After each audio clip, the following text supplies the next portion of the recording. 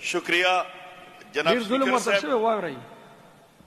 मैं सबसे पहले तो इस ऐवान का, जनाब स्पीकर साहब का और इस ऐवान के अपोजिशन और हुकूमती बेंचों के जितनी भी अरकान असम्बली है सारे का मैं तहे दिल से शुक्रिया अदा करता हूं कि इन लोगों ने बाकायदा हमारे गैर मौजूदगी में हमारे नाम पुकार के और हमारे हक के लिए आवाज उठाया है।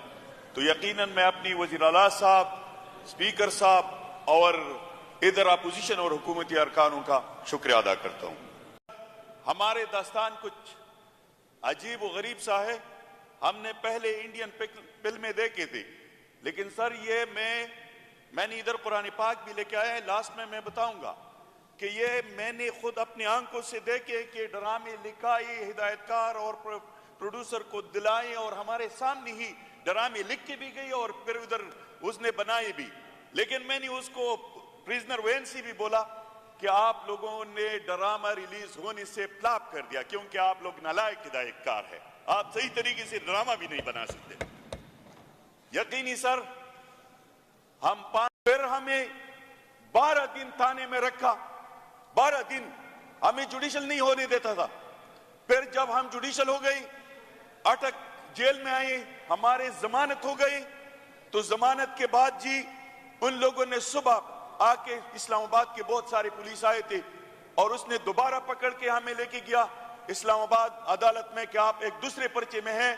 और इसमें मैं और नूरजैब खान सिर्फ नहीं थे, हमारे साथ 80 बंदे जो खैबर पुख्तनख्वा के मुलाजिमीन थे, जो ड्यूटी पे मामूर थे, जो मेरे सिक्योरिटी या दूसरे मिनिस्टरान के सिक्योरिटी थे, उन लोगों ने उसको पकड़ के और उसको भी ऐसी ही सजा दी है जो हमें सियासी लोगों को देता था।